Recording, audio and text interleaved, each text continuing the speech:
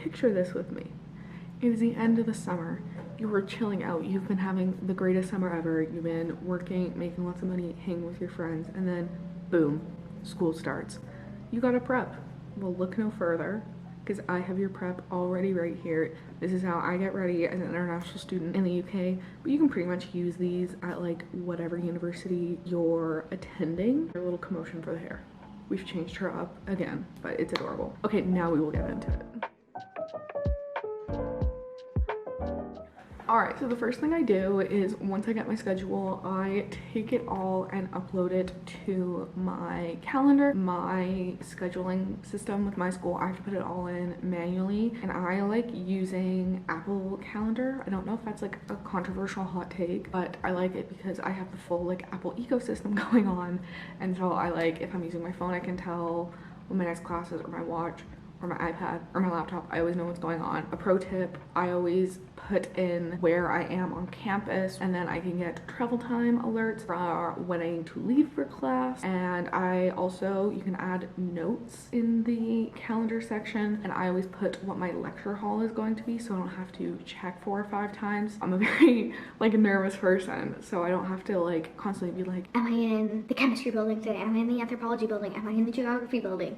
I just can be like, oh, okay, I'm in this lecture hall, cool. Once I have my schedule, I then make folders for my classes. I do digital note-taking on an iPad. You could probably modify these if you still take physical notes. Okay, so first what I do, I use GoodNote 6. I make a folder for the overall year, and then within that folder, I make one for each class and just put the course title and the course code in it, so I can always search and then find my notes super fast. Within my class folders, I again make another 2 subfolders, or I guess like subfolders. One for all my lecture readings and then one for all my seminar readings. When I download all my readings, I modify the name of them to just the author and what lecture I read this particular paper for, so when I'm writing essays, I can just go right back and search for it. If you do physical note taking, you can make physical folders for this and just have them ready to go. And if you print out your readings, sticky tabs are your best friend, so you can search week by week. You can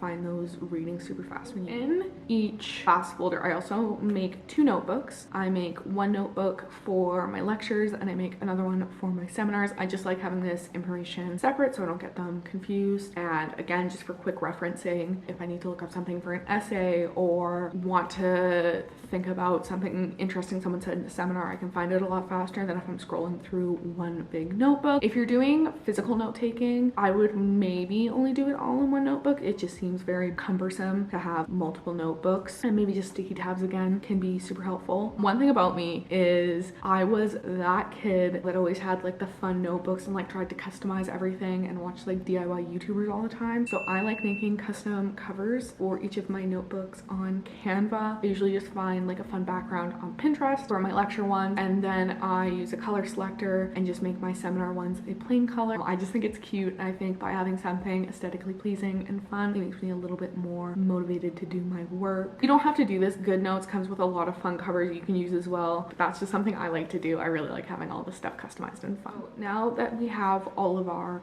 lecture and seminar stuff ready and we know when our lectures and seminars are, I like budgeting my prep time as well for these. I find I take a little over 20 minutes to do each lecture reading and 30 minutes to do a seminar reading, and I find most profs assign 2 to 3 readings per lecture and seminar. Also, I like to do my readings the night before lectures just so I can have a bit of background knowledge and I'm not super stressed when I'm taking my notes in lecture. I can kind of figure out what's maybe more important and less important based off of the readings. So I like to go through and just roughly schedule how much time I think I will need to do the readings just the night before lecture. So I have that time set aside and I can kind of base my social schedule around this. I also try and get them done if I have gaps between lectures. That's like the ideal time for me to do readings. I just like finding those little times in my schedule to get those done. So I don't like doing readings immediately before lectures, but I will if I have to. And most of the time I will book up up, let's say like an hour to do seminar prep, and it can take me 45 minutes, and then I'm like, oh, I get a free 15 minutes and I can like watch a show and hang out. I feel a lot less stressed, and I like having that time set aside because I don't like the stress of not remembering that I need to do prep and then booking up and doing like social things or sport and forgetting and just not feeling ready the next day. Once I know how much time I'm devoting to my academics in a week, I then like to plan for all my extracurriculars. So I do rowing, I am the president of Crochet Society, and I volunteer. I think that's it. I'm trying to get a job this year too, but we'll see. So I know I have a weekly crochet meeting. I know I will usually have a morning and an afternoon rowing session on specific days, and I usually try and do training for rowing twice a week. So I like to go put that in my schedule, and then volunteering, I let my manager know what days I'm available and he puts me on the rota. I usually do once a week or once every 2 weeks, and I book those into my schedule. I think it's important, I say this a lot on my channel, get involved in extracurricular. Even if you go once and you don't like it, at least you went. Maybe you'll go to something and you'll be like, oh my god, this is so cool. Why haven't I ever tried, I don't know, like hummus. There's a hummus society at Durham University. Maybe you've never tried hummus, and you rock up to hummus society and you fall in love with hummus, and now you have a bunch of cool friends and you all eat hummus together. I don't know, this is like a very weird example, but having that involvement is so, and you're also never too late to get involved in stuff. If you're second, third year, post-grad, doctorate student, like get involved in stuff. It just makes your life so much more pleasurable, and you can have set time away from your academics to go run around in a field and play football for an hour, or get in a boat and row for an hour, or